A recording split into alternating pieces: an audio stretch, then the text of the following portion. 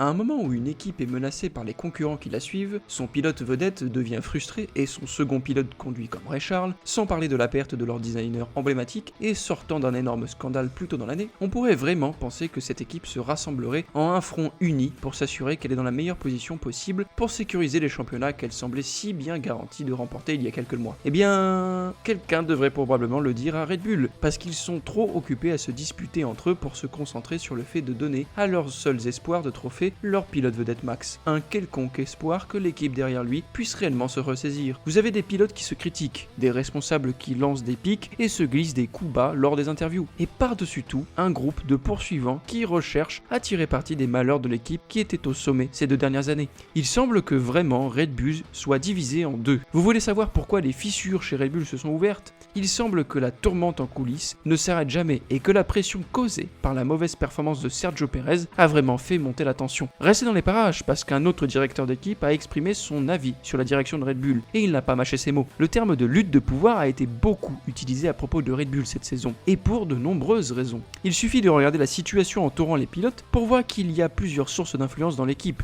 cherchant à exercer leur pression pour obtenir leur pilote choisi dans un siège de course. Pour Herrera, vous avez Daniel et Checo, et pour Marco, vous avez Max et les pilotes juniors. Et ensuite, il y a Yuki qui est juste là en fait. Plaisanterie mise à part, nous parlerons de Yuki plus tard car il a été remonté récemment. Il est juste de dire que depuis la mort de Dietrich, l'équilibre des pouvoirs qui existait auparavant a été jeté par la fenêtre et avec tout ce qui s'est passé chez Red Bull, le fossé semble s'être considérablement élargi. On disait souvent que Dietrich, Eret et Helmut se contrôlaient mutuellement et il semble que cette année, Horner a fait une véritable tentative de prise de pouvoir à la suite de la controverse. C'était tellement extrême que Max a ressenti le besoin de publier une déclaration affirmant que si Marco était évincé, cela compromettrait son avenir dans l'équipe. En fait, Max occupe une position tout aussi claire, que ce soit en dehors de la piste que directement dessus. En ce qui concerne le maintien de l'équipe, qui est à l'heure actuelle ensemble, avec son mantra de garde, les bonnes personnes au bon endroit, prouvant ainsi qu'elles sont cruciales pour garder Marco à son poste. Les problèmes en coulisses chez Red Bull cette année ont été intensifiés par l'énigmatique saga Sergio Pérez. Je pense que le fait que Red Bull ait signé Checo pour une extension de contrat de 2 ans a surpris tout le monde. Même si c'était un contrat d'1 an renouvelable, car jusque quelques mois avant, son avenir dans l'équipe était assez remis en question. Amusant alors que j'écris ce script, une rediffusion du Grand Prix de Hongrie de l'année dernière passe, où Brundle vient de faire un commentaire sur la mauvaise forme de Sergio lors des récentes courses. Et si Checo peut répéter l'histoire et finir à nouveau sur le podium cette année, après une série de mauvaises performances, cela pourrait bien sauver sa carrière. La raison de l'extension de Pérez a été attribuée à l'une de 2 choses, car ce n'était clairement pas dû à une performance cohérente sur la piste, même s'il savait qu'un début d'année assez décent pouvait être fait. C'est soit parce qu'il est un pilote inoffensif qui apporte beaucoup de sponsors, de l'argent et des fans, soit parce qu'il n'a pas critiqué Horner pendant son fiasco au début de l'année. Quelque chose qui semble avoir mis Horner fermement de son côté. Quelle que soit la raison, le 2e trimestre de cette saison a entièrement annulé la sécurité que son contrat aurait pu rapporter à son siège et cela a vraiment donné envie aux autres pilotes de la famille Red Bull.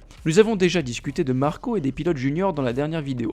Alors si vous voulez en savoir plus à ce sujet, n'hésitez pas à le consulter. Les nouvelles actuelles concernant les pilotes actuels de RB, avec les 2 autres incroyables francs à l'approche du Grand Prix de Hongrie, Daniel Ricciardo, un pilote qui a fait face à sa propre art de critique et de pression depuis son départ de Red Bull en 2018, a parlé de la façon dont il est familier avec la situation de Sergio Pérez, mais a également clairement indiqué qu'il savait que l'avenir de lui-même et de Checo est dans leurs mains, quelque chose qu'il cherche à capitaliser en maintenant une forme améliorée depuis les dernières courses. Parlant de la pression à laquelle Checo est confronté de la manière dont elle a pu être intensifiée par l'examen minutieux des médias, Daniel a déclaré ceci. Je suppose que cela dépend de la façon dont nous sommes mis en lumière par les médias. Mais la vérité est que chaque pilote est sous pression, même ceux qui réussissent bien. Il y a évidemment une pression pour eux de continuer à performer. Donc mon point est que nous ressentons tout cela. Évidemment, j'ai été un peu sous les projecteurs cette année. Checo est sous les projecteurs maintenant. Même après ma bonne course et Montréal, j'ai dit « Regardez, je dois en faire une autre bonne parce que vous n'êtes pas aussi bon que votre carrière et votre dernière course. » L'idée que vous n'êtes pas aussi bon que votre dernière course est vraie. Cependant, les dommages causés par la récente forme de Checo seront assez difficiles à ignorer, surtout s'il ne respecte pas cette clause de sortie si importante. Daniel a ensuite déclaré que la manière dont lui et Checo passeront la saison prochaine est entièrement entre leurs mains, indiquant clairement qu'il estime qu'il détient le pouvoir sur son avenir. Je pense pense qu'en faisant partie de la famille Red Bull dans ce programme, je ne suis plus un junior, mais je sais que ça fonctionne. C'est toujours axé sur les résultats de toute façon. Je pense que si nous faisons bien, alors nous nous mettons dans le meilleur siège. S'il y a du mouvement, alors nous détenons le pouvoir dans nos résultats. Il se passe beaucoup de choses en Formule 1, mais à la fin de la journée, c'est sous notre contrôle, ce que nous faisons derrière le volant et ce que les résultats disent.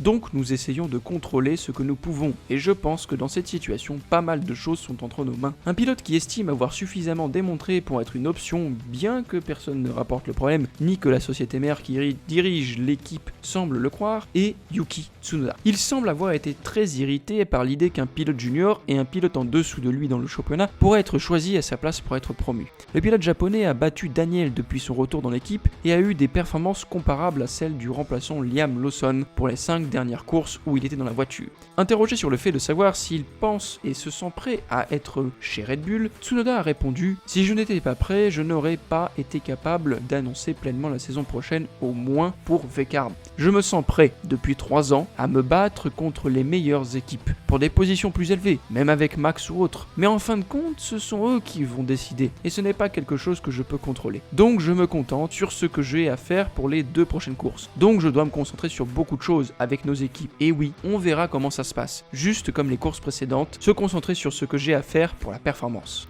Lorsqu'on lui a demandé s'il estimait mériter le siège, il a répondu avec un franc « oui ». Cependant, il a également révélé que les discussions officielles concernant son passage à l'équipe principale n'ont même pas eu lieu, avec seulement des discussions informelles et décontractées étant la limite des discussions. Il est assez clair que Tsunoda n'a pas été vu comme la solution pour le second siège de Red Bull par les responsables. Cependant, il propose également que mettre Liam Lawson dans le siège à sa place serait difficile à comprendre pour lui, étant donné la confiance subventionnée que l'équipe le lui accordait avec l'extension de contrat mentionnée précédemment. S'ils choisissent Liam, ce serait bizarre, mais pour moi au moins, je ne pense pas. Liam a fait un très bon travail quand il a conduit l'année dernière. Je pense que j'ai fait plus que ça. On verra comment ça se passe, ils savent comment gérer leur pilote. Nous n'avons pas pu empêcher de rire à cette dernière partie, peu importe à quel point elle a été dite sincèrement. La chose claire que Tsunoda et Ricciardo peuvent est exactement ce qu'ils prétendent être leur objectif pour les 2 prochaines courses. Continuer comme d'habitude et espérer en faire assez pour se démarquer. Si chacun d'eux ne le fait pas, ou si les deux en font quelques courses médiocres, alors ils pourraient soit ouvrir la voie à Liam Lawson pour déconcerter Yuki, soit offrir à Checo l'opportunité de garder son siège, malgré le fait qu'il fait le strict minimum pour le mériter. Les conflits internes entre non seulement les pilotes mais aussi les responsables rendent le voyage et le paysage des 2 équipes en constante évolution et difficile à prévoir. Ajoutez à cela le potentiel d'un champion de F2 et un pilote qui a démontré une capacité claire, et Red Bull a suffisamment de drame pour une saison de folie à elle seule.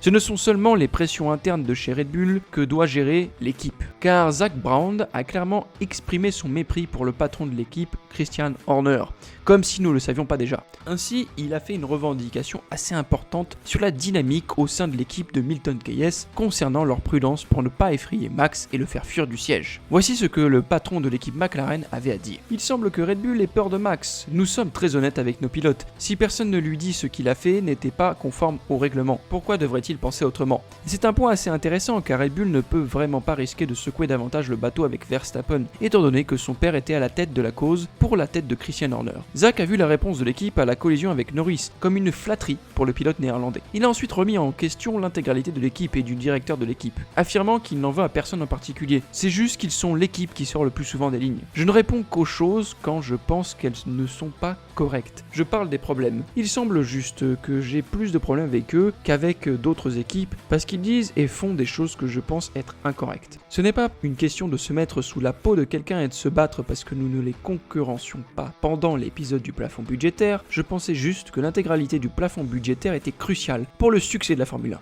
Et si ce n'était pas pris au sérieux, le sport serait endommagé à jamais. Je tentais de protéger l'intégralité du sport, et ils ne l'ont pas pris au sérieux, c'est pourquoi j'ai parlé. Ainsi, Red Bull a des ennemis à la fois à l'extérieur et au sein de l'équipe. Et Horner, malgré sa survie de l'épisode du début de saison, continue d'être sur la sellette. Comme si lui, comme Checo, glissait une fois de plus. Il y aura beaucoup de changements, et beaucoup de gens aussi réclament sa tête, surtout ceux qui lui sont les plus proches.